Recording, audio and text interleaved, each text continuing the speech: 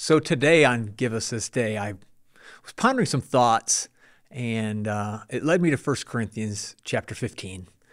And as I was reading the chapter, I really got stopped at the end.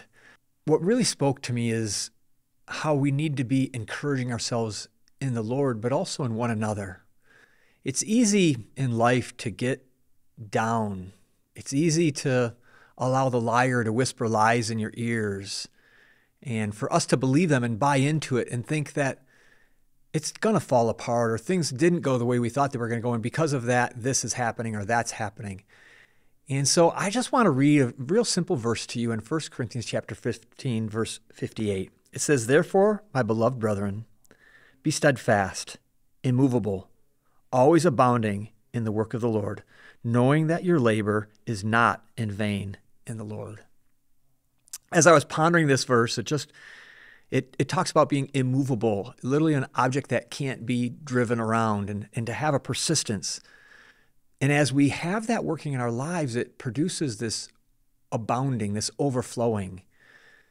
We've got to be so committed to the things of God. And I know no matter what it is you're going through, no matter what circumstances you're experiencing, it's very easy for us to be overwhelmed by things, circumstances, situations, and feel the weight of it, whether it's a financial failure or a marital failure, or maybe just things didn't go the way you thought they were going to go. For us to get to the spot where we think, well, maybe this was in vain. Maybe this didn't work out. Maybe you've been praying for a marriage that failed and you thought, well, that didn't work out. Or maybe you're praying for a business that failed and said that didn't work out. Or maybe things just didn't go the way you thought. I mean, I've been in ministry for 24 years, and surely I can tell you, boy, pretty much everything the way I thought it was going to go didn't go that way. I mean, there was a point in the ministry when we were involved in the television, my wife and I, and all the television ministry, and I just knew in my heart of hearts, man, this ministry is going to launch out like never before. We're going to be on a national broadcast, and we're this and that. And there was a sense of discouragement and discouragement and discouragement. And then I allowed ground for the whisper to come in and whisper some thoughts into my ears and cause me to doubt the word, cause me to doubt myself, cause me to doubt my call.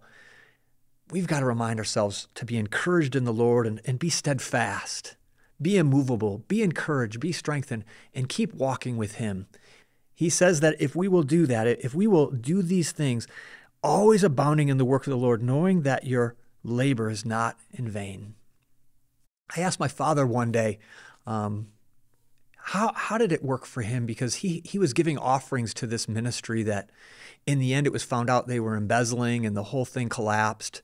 And some of the things that he thought he had invested in or not invested in, given to, were just all a sham. I was a young teenager then. So for me, I just thought all Christianity was just a sham and a wreck, and I was writing it all off. And I'm thankful the Lord didn't ever give up on me.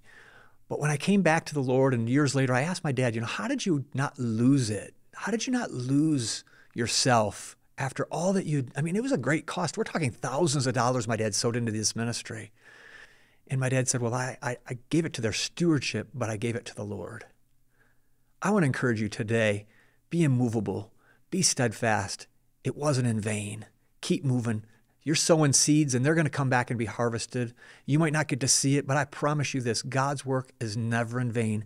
The work you're doing with your kids, with your grandkids, the things that you're doing that might seem like they're hidden from everybody else and might seem like there's no fruit to it, God's promise is it is going to abound.